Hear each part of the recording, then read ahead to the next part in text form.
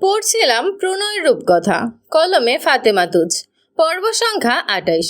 কদিনেই হোটেলের সব আয়োজন শেষ করে ফেলা হয়েছে। সবাই মিলেমিশে করায় এতটা দ্রুত সব সম্ভব হয়েছে।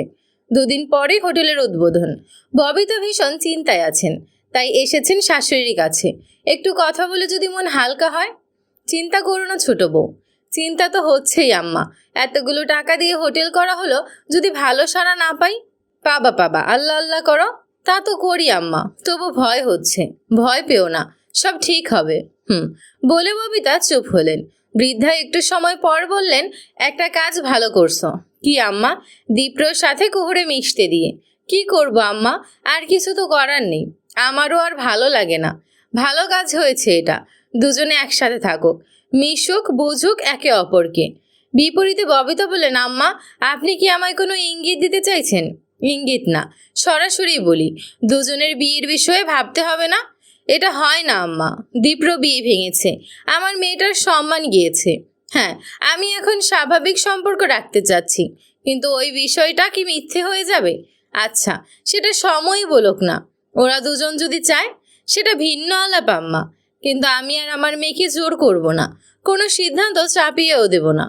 বলে ববিতা নিজের সিদ্ধান্ত জানালেন। কুহুর প্রতি একটা অন্যায় তিনি করে ফেলেছেন, সেটির জন্য রোজ হৃদয়ে ব্যথা অনুভব করেন তিনি। দীপ্র কুহু একসাথে কাজ করাটা সব থেকে বেশি প্রভাব ফেললো আয়ানার উপর। ও দুদিন নিজের ঘরে কেঁদেছে, একদম চোখ লাল করা কান্না। বিষয়টি আবিদা যখন বুঝেছেন, তখনই স্বামীর সাথে আলাপ করেছেন।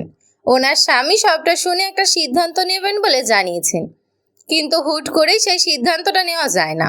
একটু সময় প্রয়োজন, সেই সাথে প্রয়োজন বড় ভাইয়ের সাথে সম্পর্কের ঝালাই। আরও একটি বিষয়ও প্রয়োজন, সেই জন্য এসেছেন তিনি। ভাইয়ের সাথে আলাপে বসেছেন। আনোয়ার বললেন, ভাইজান কি ভাবলেন? বিদেশে ফিরবেন এর মাঝে? ফেরার তো একটা ইচ্ছা আছে আনোয়ার, ওখানে সব ফেলে এসেছি, তবে দীপ্রর জন্য সিদ্ধান্ত নিতে পারছি না। কেন, ওর কি মতামত? ও দেশেই থাকতে চাচ্ছে, ব্যবসাটা করবে না বলেও স্থির করেছে। আনোয়ারের ভুরু কুঞ্চিত হলো। একটু সময় নিয়ে তিনি বললেন, ওর ব্যবসা গ্রোথ তো খুব ভালো, এটা তো বোকামি হবে। তা তো আমিও ভাবি, দেখি কি করে।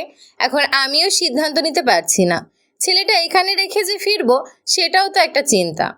হাসলেন আনোয়ার, বললেন, কি যে বলেন ভাইজান, চিন্তা কিসের? এখানে আমি আছি, দীপ্র কি আমার ছেলে নয়? হ্যাঁ, তোরা তো আছিস, তবু ওকে নিয়ে চিনতে হয়, আমার একটা মাত্র সন্তান। আনোয়ার আরও কিছু কথা বলে এলেন কক্ষে। সেখানে আগে থেকেই আবিদার সাথে আয়নাও ছিল। বাবাকে দেখে আয়না বলল, চাচ্চুকে বিয়ের বিষয়ে বলেছ? এত তারা কিসের? তারা কিসের মানে? তুমি বুঝো না বাবা? কুহুর নজর দীপ্র দাদা ভাইয়ের উপর। শোন, এত দ্রুত চাইলেই বলা যাবে না। সম্পর্কটা আরেকটু মজবুত করতে দাও। আবার কিসের মজবুত? আবিদা, মেয়েকে সামলাও, ওর মাথা খারাপ হয়ে আছে। আমি যদি বিয়ের বিষয়ে বলি আর ভাইজান রাজি না হন, তখন কি হবে ভেবেছো? আবিদা মেয়ের দিকে চাইলেন, চোখের ইশারায় শাসন করে বললেন, তোর বাবার কথার গুরুত্ব বুঝতে পারছিস? আয়ানা জবাব দেয় না, ওর যে আর সহ্য হয় না। দীপ্র দাদাভাই কুহুকে সাথে নিয়ে এখানে ওখানে যাচ্ছে, আর ও সেসব চেয়ে চেয়ে দেখছে, কিচ্ছু করতে পারছে না। লম্বা একটা লিস্ট নিয়ে এসেছে দীপ্র। কুহু নিজের ঘরে। দীপ্র ঠক ঠক আওয়াজ করে বলল, ঘরে তুই? খুব পড়ছিল, ইদানিং তার মনটা একটু স্থির হয়েছে। পড়াশোনা আর হোটেলের কাজে মস্তিষ্ক ব্যস্ত হয়েছে, দূর হয়েছে নিজের একাকিত্ব, তাই দুঃখটা আগের মতো টের পায় না। কুহু বই রেখে বলল, আছি। লিস্ট নিয়ে ভেতরে প্রবেশ করলো দীপ্র। কুহু বসা ছিল, দীপ্রকে দেখে দাঁড়িয়ে গিয়েছে। বস। এক পলক দেখে নিয়ে বসলো দীপ্র। কুহুও বসলো। দীপ্র লিস্টে থাকা খাবারের নামগুলো বলে বলল, কোনো কিছু অ্যাড কাট হবে জানা? কুহু মেনুর লিস্ট হাতে নিল, ভালো মতো পড়লো। তারপরে বলল, স্কুলের বাচ্চাদের জন্য আলাদা কিছু করার কথা মাথায় এসেছিল।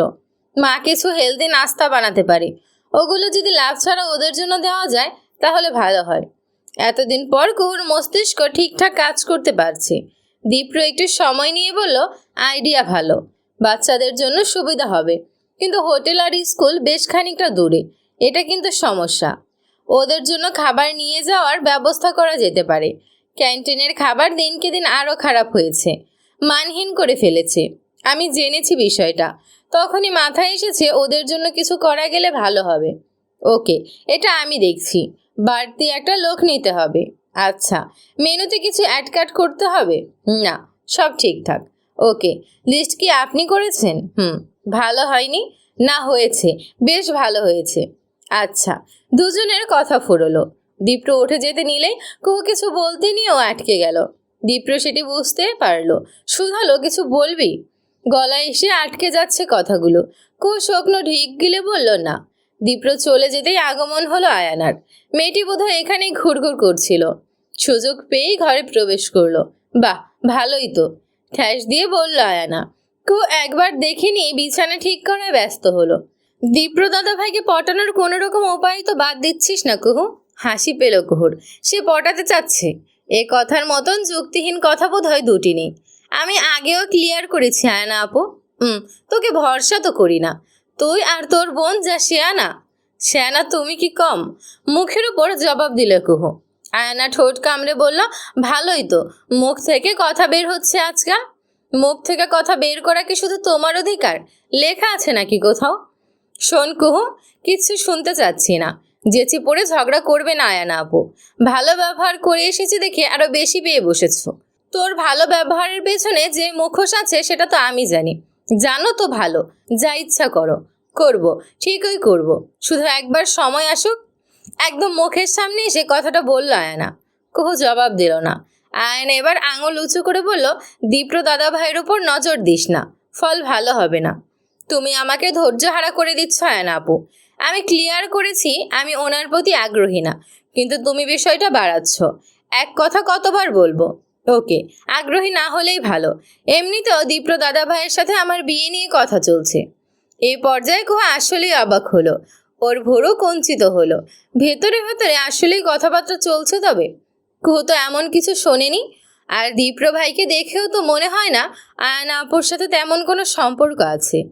ও যখন গভীর ভাবনায় ডুবে, আয়না তখন গর্বের মতন করে বলে, আর মাত্র কিছুদিন, তারপরেই দীপ্র দাদা ভাই আমার হবে বলে বাঁকা হাসলো আয়না। ও মূলত এসেছিল কুহুর কানে বিয়ের বিষয়টি প্রবেশ করাতে।